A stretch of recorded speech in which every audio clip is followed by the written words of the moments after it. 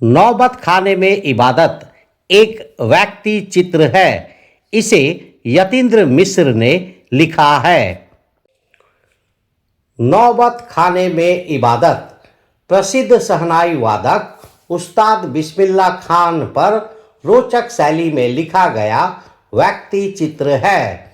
यतीन्द्र मिश्र ने बिस्मिल्लाह खान का परिचय तो दिया ही है, साथ ही उनकी रुचियों, उनके अंतर्मन की बुनावट, संगीत की साधना और लगन को संवेदनशील भाषा में व्यक्त किया है।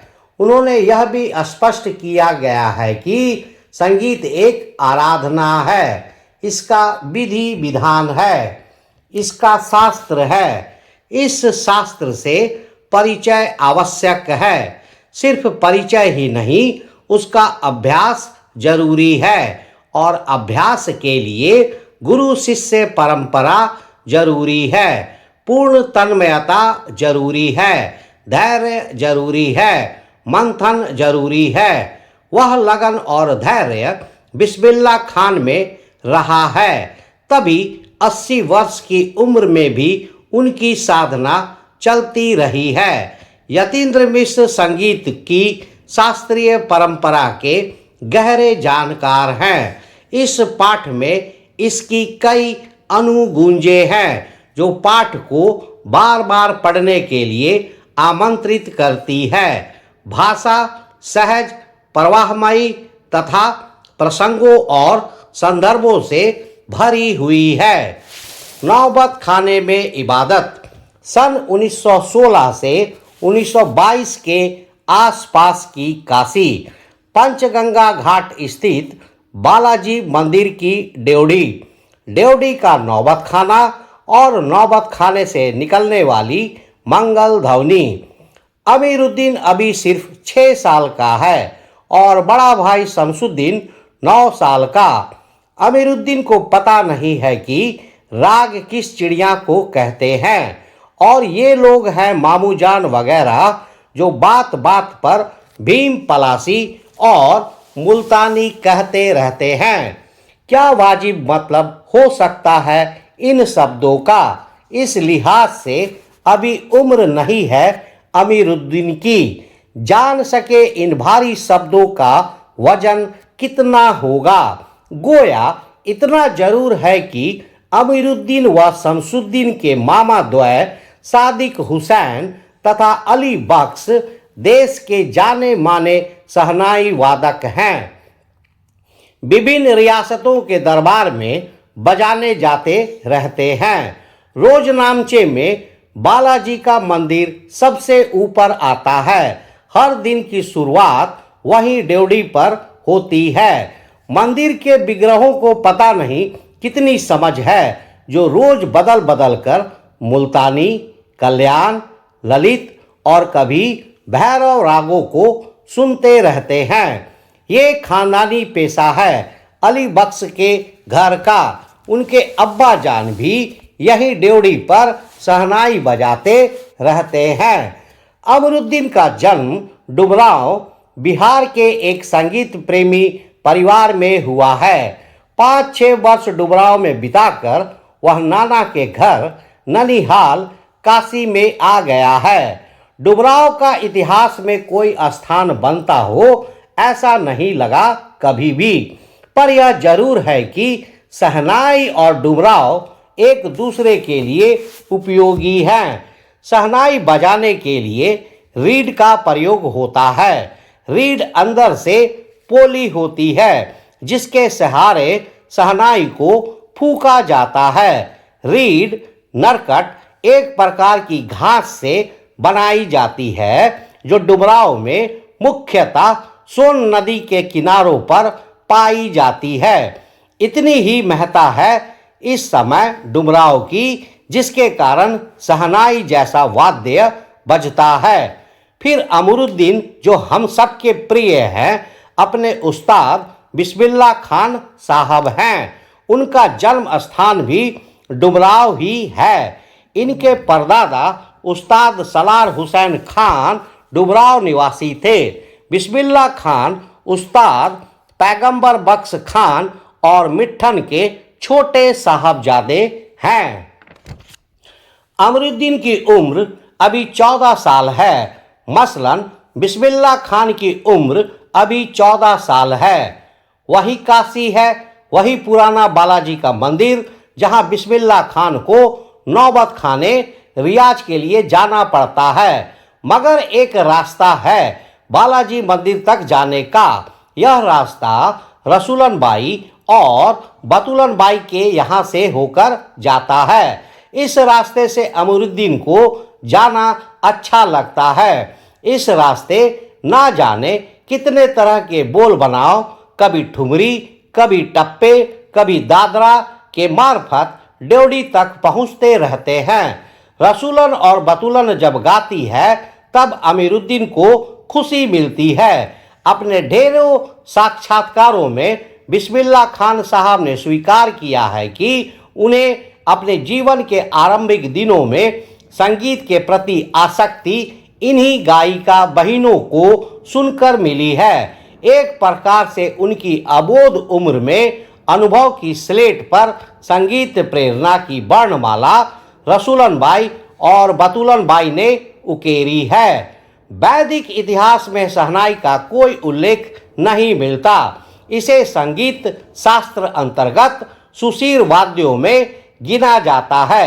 अरब देश में फूंक कर बजाए जाने वाले वाद्य जिसमें नाड़ी, नरकट या रीढ़ होती है को नय बोलते हैं। शहनाई को शाहे नय अर्थात सुशीर वाद्यों में शाह की उपाधि दी गई है। 16वीं शताब्दी के उत्तरार्ध में तानसेन के द्वारा रची बंदिश जो संगीत राग कल्पद्रुम से प्राप्त होती है में शहनाई, मुरली, बंसी, श्रृंगी एवं मूर्छंग आदि का वर्णन आया है। अवधी पारंपरिक लोकगीतों एवं चैती में शहनाई का उल्लेख बार बार मिलता है। मंगल का परिवेश प्रतिष्ठित करने वाला यह वाद्य इन जगहों पर मांगलिक विधि विधानों के अवसर पर ही प्रयुक्त हुआ है। दक्षिण भारत के मंगल वाद्य नाग स्वरम की तरह शहनाई प्रभाती की मंगल ध्वनि का संपूरक है। शहनाई के इसी मंगल ध्वनि के नायक बिस्मिल्लाह खान साहब 80 बरस से सुर मांग रहे हैं। सच्चे सुर की नेमत 80 बरस की पांचों वक्त वाली नमाज इसी सुर को पाने की प्रार्थना में खर्च हो जाती है। लाखों सजदे इसी एक सच्चे सुर की इबादत में खुदा के आगे झुकते हैं। वे नमाज के बाद सजदे में गिड़गिड़ाते हैं, मेरे मालिक एक सुर बख्श दे। सुर में वह तासीर पैदा कर कि आंखों से सच्चे मोती की तरह अनगढ़ आंसू निकल आए। उनको यकीन है कभी खुदा यूं ही उन पर मेहरबान होगा और अपनी झोली से सूर का फल निकालकर उनकी ओर उछालेगा। फिर कहेगा, ले जा अमरुद्दीन, इसको खा ले और कर ले अपनी मुराद पूरी। अपने ऊहापोहों से बचने के लिए हम स्वयं किसी शरण, किसी गुफा को खोजते हैं जहां अपनी दुश्चिंताओं, दुर्बलताओं को छोड़ सके और वहां से फिर अपने लिए एक नया तिलिस्म गढ़ सके। हिरन अपनी ही महक से परेशान पूरे जंगल में उस वरदान को खोजता है जिसकी गमक उसी में समाई है। 80 बरस से बिस्मिल्लाह खान यही सोचते आए हैं कि सातों सूरों को बरतने की तमीज उन्हें सलीके से अभी तक क्यों नहीं आई। बिस्मिल्लाह खान और शहनाई के साथ जिस एक मुस्लिम पर्व का नाम जुड़ा हुआ है वह मुहर्रम है। मुहर्रम का महीना वह होता है जिसमें शिया मुसलमान हजरत इमाम हुसैन एवं उनके कुछ वंशजों के प्रति आजादारी शोक मनाते हैं। पूरे 10 दिनों का शोक। वे बताते हैं कि उनके खानदान का कोई व्यक्ति मुहर्रम के दिनों में ना तो शहनाई बजाता है ना ही किसी संगीत के कार्यक्रम में शिरकत ही करता है। 8वीं तारीख उनके लिए खास महत्व की है। इस दिन खान साहब खड़े होकर शहनाई बजाते हैं व दाल मंडी में फातमान के करीब 8 किलोमीटर की दूरी तक पैदल रोते हुए नौहा बजाते जाते हैं। इस दिन कोई राग नहीं बजता। राग रागिनियों की अदायगी का निषेध है इस दिन। उनकी आंखें इमाम हुसैन और उनके परिवार के लोगों की शहादत में नम रहती है। अजादारी होती है। हजारों आंखें नम। 1000 बरस की परंपरा पुनर्जीवित। मुहर्रम संपन्न होता है। एक बड़े कलाकार का सहज मानवीय रूप ऐसे अवसर पर आसानी से दिख जाता है। मुहर्रम के गमजदा माहौल से अलग कभी कभी सुकून के क्षणों में वे अपनी जवानी के दिनों को याद करते हैं। वे अपने रियाज को कम, उन दिनों के अपने जुनून को अधिक याद करते हैं। अपने अब्बा जान और उस्ताद को कम, पक्का महाल की कुलसुम हलवाइन की कचौड़ी वाली दुकान व गीता बाली और सुलोचना को ज्यादा याद करते हैं। कैसे सुलोचना उनकी पसंदीदा हीरोइन रही थी। बड़ी रहस्यमय मुस्कुराहट के साथ गालों पर चमक आ जाती है। खान साहब की अनुभवी आंखें और जल्दी ही खिस से हंस देने की ईश्वरीय कृपा आज भी बदस्तूर कायम है। इसी बाल सुलभ हंसी में कई यादें बंद हैं। वे जब उनका जिक्र करते हैं तब फिर उसी नैसर्गिक आनंद में आंखें चमक उठती है। अमरुद्दीन तब सिर्फ 4 साल का रहा होगा। छुपकर नाना को शहनाई बजाते हुए सुनता था। रियाज के बाद जब अपनी जगह से उठकर चले जाएं, तब जाकर ढेरों छोटी बड़ी शहनाइयों की भीड़ से अपने नाना वाली शहनाई ढूंढता और एक एक शहनाई को फेंक कर खारिज करता जाता। सोचता, लगता है मीठी वाली शहनाई दादा कहीं और रखते हैं। जब मामू अली बख्श खान, जो उस्ताद भी थे, शहनाई बजाते हुए सम पर आए, तब धड़ से एक पत्थर जमीन पर मारता था।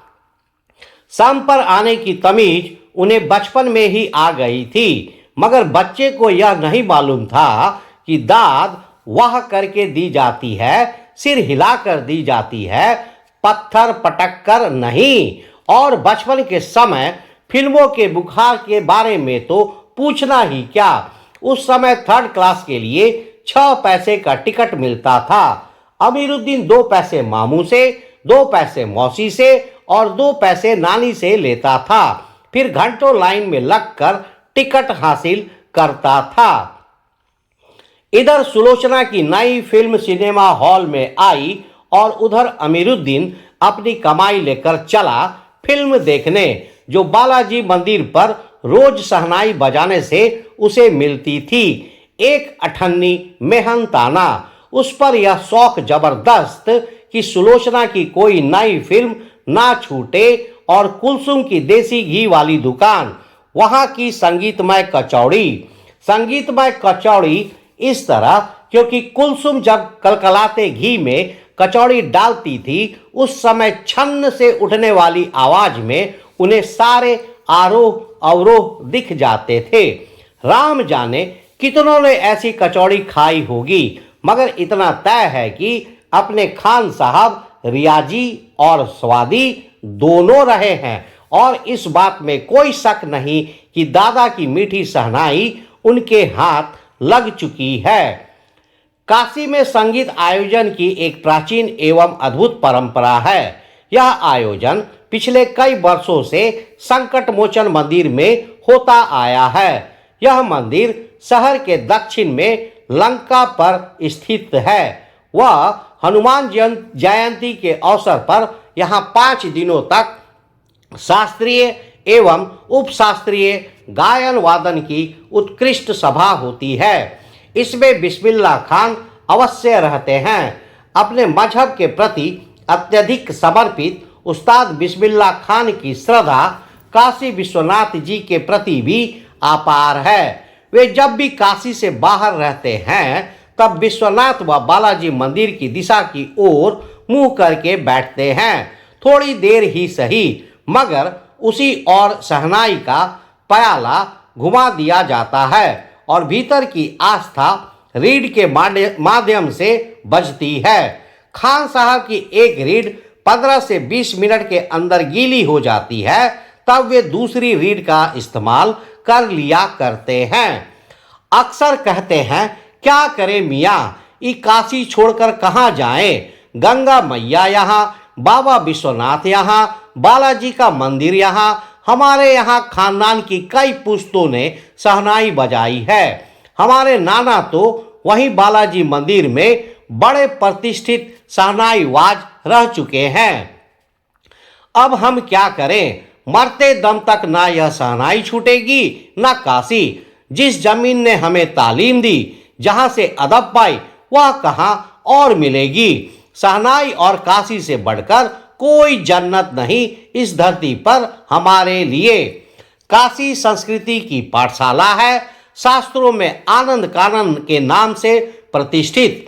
काशी में कलाधर हनुमान व नृत्य विश्वनाथ हैं। काशी में बिस्मिल्लाह खान हैं। काशी में हजारों सालों का इतिहास है, जिसमें पंडित कंठे महाराज हैं, विद्याधरी हैं, बड़े रामदास जी हैं, मौजुद्दीन खान हैं व इन रसिकों से उपकृत होने वाला अपार जन समूह है। यह एक अलग काशी है, जिसकी अलग तहजीब है, अपनी बोली और अपने विशिष्ट लोग हैं। इनके अपने उत्सव हैं, अपना गम, अपना सेहरा बनना और अपना नौहा। या आप यहाँ संगीत को भक्ति से, भक्ति को किसी भी धर्म के कलाकार से, कजरी को चैती से, विश्वनाथ को विशालाक्षी से, बिस्मिल्लाह खान को गंगा द्वार से अलग करके नहीं देख सकते। अक्सर समारोहों एवं उत्सवों में दुनिया कहती है ये बिस्मिल्लाह खान है।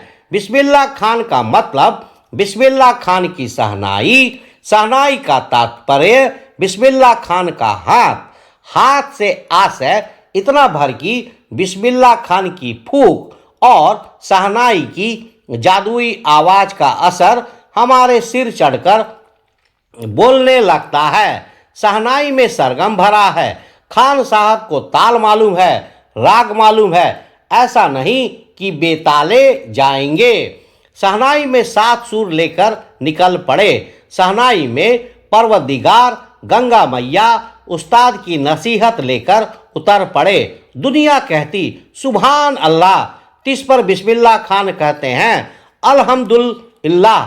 छोटी छोटी उपज से मिलकर एक बड़ा आकार बनता है। शहनाई का करतब शुरू होने लगता है। बिस्मिल्लाह खान का संसार सुरीला होना शुरू हुआ।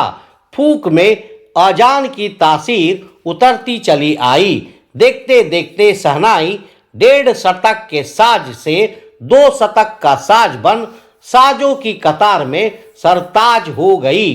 अमीरुद्दीन की शहनाई गूंज उठी। उस फकीर की दुआ लगी जिसने अमीरुद्दीन से कहा था बजा बजा। किसी दिन एक शिष्या ने डरते डरते खान साहब को टोका, बाबा आप यह क्या करते हैं? इतनी प्रतिष्ठा है आपकी, अब तो आपको भारत रत्न भी मिल चुका है।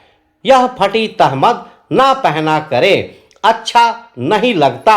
जब भी कोई आता है आप इसी फटी तहमद में सबसे मिलते हैं। खान साहब मुस्कुराए, लाड़ से भरकर बोले, धत्त पगली, ई भारत रत्न हमको सनैया पे मिला है, लुंगिया पे नहीं। तुम लोगों की तरह बनाव सिंगार देखते रहते तो उम्र ही बीत जाती, हो चुकती शहनाई, तब क्या खाक रियाज हो पाता। ठीक है बिटिया, आगे से नहीं पहनेंगे, मगर इतना बताए देते हैं कि मालिक से यही दुआ है, फटा सुर ना बक्से। लुगिया का क्या है, आज फटी है तो कल सी जाएगी। सन 2000 की बात है। पक्का महाल काशी विश्वनाथ से लगा हुआ अधिकतम इलाका से मलाई बर्फ बेचने वाले जा चुके हैं। खान साहब को इसकी कमी खलती है। अब देसी घी में वह बात कहाँ और कहाँ वह कचौड़ी जलेबी। खान साहब को बड़ी शिद्दत से कमी खलती है। अब संगतियों के लिए गायकों के मन में कोई आदर नहीं रहा। खान साहब अफसोस जताते हैं, अब घंटों रियाज को कौन पूछता है। हैरान है बिस्मिल्लाह खान, कहाँ वह कजली, चैती और अदब का जमाना। सचमुच हैरान करती है काशी पक्का महाल से जैसे मलाई बरफ गया। संगीत, साहित्य और अदब की बहुत सारी परंपराएं लुप्त हो गई। एक सच्चे सुर साधक और सामाजिक की भांति बिस्मिल्लाह खान साहब को इन सब की कमी खलती है।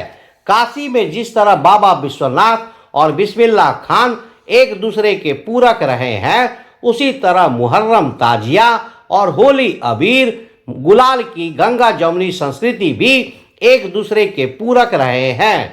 अभी जल्दी ही बहुत कुछ इतिहास बन चुका है, अभी आगे बहुत कुछ इतिहास बन जाएगा। फिर भी कुछ बचा है जो सिर्फ काशी में है। काशी आज भी संगीत के स्वर पर जगती और उसी की थापों पर सोती है। काशी में मरण भी मंगल माना गया है। काशी आनंद कानन है। सबसे बड़ी बात है कि काशी के पास उस्ताद बिस्मिल्लाह खान जैसा लय और सूर की तमीज सिखाने वाला नायाब हीरा रहा है, जो हमेशा से दो कौमों को एक होने व आपस में भाईचारे के साथ रहने की प्रेरणा देता रहा। भारत रत्न से लेकर इस देश के ढेरों विश्वविद्यालयों की मानद उपाधियों से अलंकृत व संगीत नाटक अकादमी पुरस्कार एवं पद्म विभूषण जैसे सम्मानों से नहीं, बल्कि अपनी अजेय संगीत यात्रा के लिए बिस्मिल्लाह खान साहब भविष्य में हमेशा संगीत के नायक बने रहेंगे। 90 वर्ष की भरी पूरी आयु में 21 अगस्त 2006 को संगीत रसिकों की हार्दिक सभा से विदा हुए खान साहब की सबसे बड़ी देन हमें यही है कि पूरे 80 बरस उन्होंने संगीत को संपूर्णता व एकाधिकार से सीखने की जिजीविषा को अपने भीतर जिंदा रखा।